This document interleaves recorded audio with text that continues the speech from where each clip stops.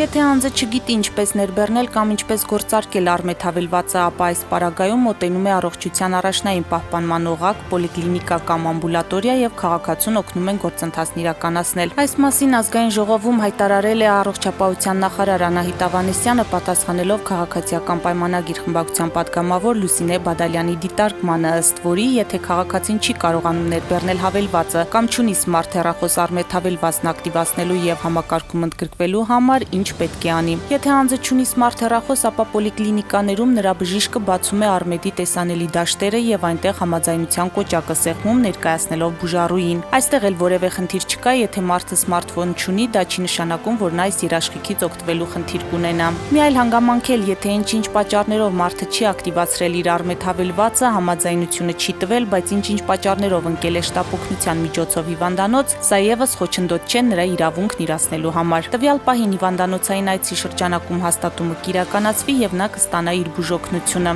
ընդգծել է նախարարը։